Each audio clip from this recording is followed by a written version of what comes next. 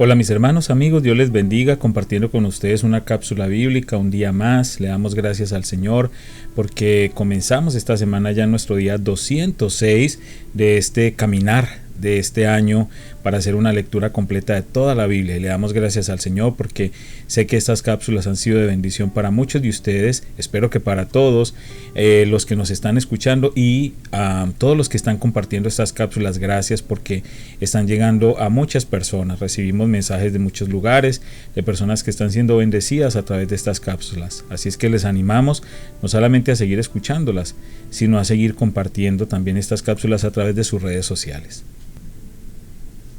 Salmo 85, 8 al 13. Presto mucha atención a lo que dice el Señor, pues Él da palabras de paz a su pueblo fiel, pero no le permitas volver a sus necios caminos. Sin duda, la salvación de Dios está cerca de los que le temen, por lo tanto nuestra tierra se llenará de su gloria. El amor inagotable y la verdad se encontraron, la justicia y la paz se besaron. La verdad brota desde la tierra y la justicia sonríe desde los cielos. Sí, el Señor derrama sus bendiciones y nuestra tierra dará una abundante cosecha. La justicia va delante de Él como un heraldo, preparando el camino para sus pasos. Esdras 4, 1 al 24. Cuando los enemigos de Judá y de Benjamín oyeron que los desterrados estaban reconstruyendo un templo al Señor, Dios de Israel, fueron a ver a Zorobabel y a los otros líderes y les dijeron: déjennos participar en la construcción junto con ustedes, porque nosotros también adoramos a su Dios. Le venimos haciendo sacrificios desde que el rey Esar-Adón de Asiria nos trajo a estas tierras. Zorobabel, Jesúa y los otros líderes de Israel respondieron: de ninguna manera pueden tomar parte en esta obra. Nosotros solos construiremos el templo para el Señor, Dios de Israel, tal como nos ordenó Ciro, rey de Persia. Entonces los habitantes del lugar intentaron desalentar e intimidar al pueblo de Judá para impedirle que siguiera trabajando. Sobornaron a algunos funcionarios para que actuaran en contra de ellos y frustraran sus planes. Esta situación continuó durante todo el reinado de Ciro, rey de Persia, y duró hasta que Darío subió al trono de Persia. Años más tarde, cuando Jerjes comenzó su reinado, los enemigos de Judá escribieron una carta con acusaciones contra el pueblo de Judá y de Jerusalén. Tiempo después, durante el reinado de Artajerjes, rey de Persia, los enemigos de Judá, dirigidos por Bislam, Mitrídates y Tabeel, le enviaron una carta a Artajerjes escrita en arameo que fue traducida al idioma del rey. El gobernador Rehum y Simsai, el secretario de la corte, escribieron la carta, en la cual le contaban al rey Artajerjes acerca de la situación en Jerusalén. Saludaban al rey en nombre de todos sus colegas, los jueces y los dirigentes locales, el pueblo de Tarpel, los persas, los babilonios y los de Erec y Susa, es decir, Elam. También enviaron saludos de parte del resto del pueblo que el gran rey y noble Asurbanipal había deportado y reubicado en Samaria y en todas las tierras vecinas de la provincia situada al occidente del río Éufrates. La siguiente es una copia de la carta. Al rey Artajerjes, de parte de sus leales súbditos de la provincia situada al occidente del río Éufrates. El rey debería saber que los judíos que llegaron a Jerusalén de Babilonia están reconstruyendo esa ciudad rebelde y malvada. Ya han echado los cimientos y pronto terminarán sus murallas. El rey también debería saber que, si esa ciudad se reconstruye y se completan sus murallas, su reino se verá perjudicado porque los judíos se negarán a pagar los tributos, los derechos aduaneros y los peajes correspondientes. Ya que nosotros somos leales súbditos de usted y no queremos que se deshonre al rey de esa manera, hemos enviado esta información a su majestad. Sugerimos que se investigue en los registros de sus antepasados, en los que descubrirá lo rebelde que fue esa ciudad en la antigüedad. De hecho, fue destruida a causa de su larga y conflictiva historia de rebelión contra los reyes y las naciones que la controlaban. Advertimos al rey que si esa ciudad se reconstruye y sus murallas se completan, su majestad perderá la provincia situada al occidente del río Éufrates. Entonces el rey Artajerjes envió la siguiente respuesta: al gobernador Rehum, a Simsai, secretario de la corte, y a sus colegas de Samaria y de toda la provincia situada al occidente del río Éufrates, saludos. La carta que me enviaron fue traducida y leída en mi presencia. Ordené que se investigaran los registros y, efectivamente, comprobé que Jerusalén ha sido un semillero de insurrección contra muchos reyes. De hecho, la rebelión y las revueltas son normales allí.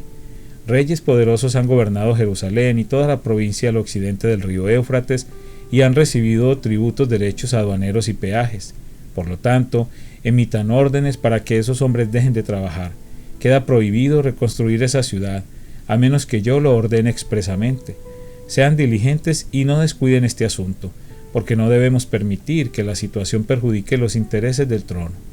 Cuando Rehum, Simsai y sus colegas oyeron la lectura de esta carta del rey Artajerjes, se fueron deprisa hacia Jerusalén. Entonces, con una demostración de fuerza, obligaron a los judíos a abandonar la construcción. Por lo tanto, se detuvo la obra del templo de Dios de Jerusalén y quedó suspendida hasta el segundo año del reinado de Darío, rey de Persia. Esdras 5, 1 al 17. En ese tiempo los profetas Ageo y Zacarías, hijo de Ido, profetizaron a los judíos que estaban en Judá y en Jerusalén.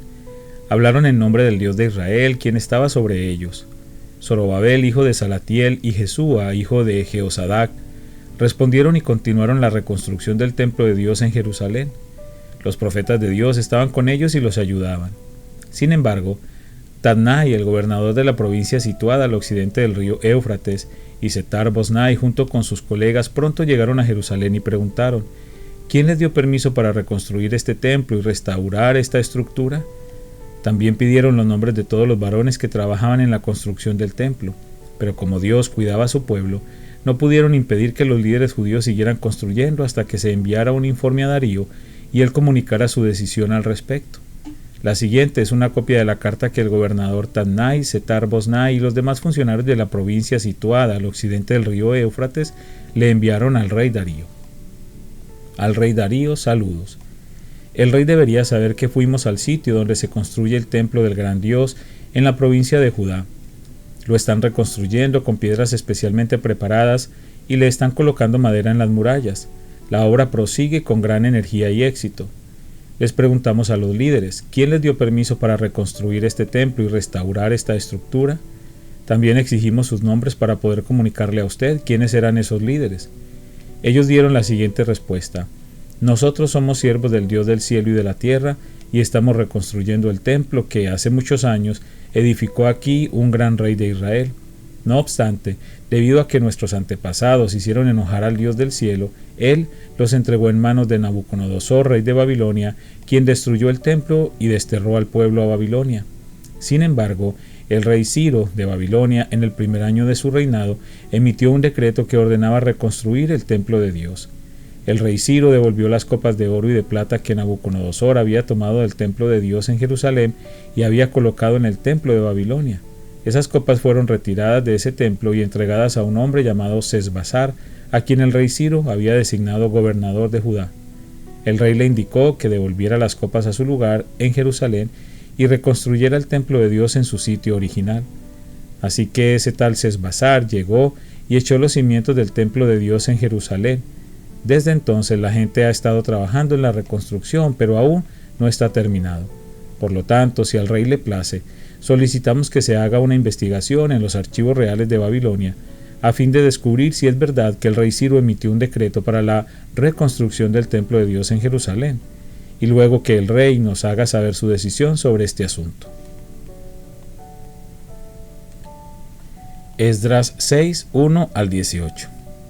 Entonces el rey Darío dio órdenes para que se investigaran los archivos de Babilonia, los cuales estaban guardados en la tesorería. Sin embargo, fue en la fortaleza de Ecbatana, en la provincia de Media, donde se encontró un rollo que decía lo siguiente: Memorando. En el primer año del reinado del rey Ciro, se emitió un decreto en relación con el templo de Dios en Jerusalén, que se reconstruyera el templo con los cimientos originales en el sitio donde los judíos solían ofrecer sus sacrificios. Su altura será de 27 metros y su anchura será de 27 metros. A cada 3 hileras de piedras especialmente preparadas se les pondrá encima una capa de madera. Todos los gastos correrán por cuenta de la tesorería real. Además, las copas de oro y de plata que Nabucodonosor tomó del templo de Dios en Jerusalén y llevó a Babilonia serán devueltas a Jerusalén y colocadas nuevamente en el lugar que corresponden, que sean devueltas al templo de Dios.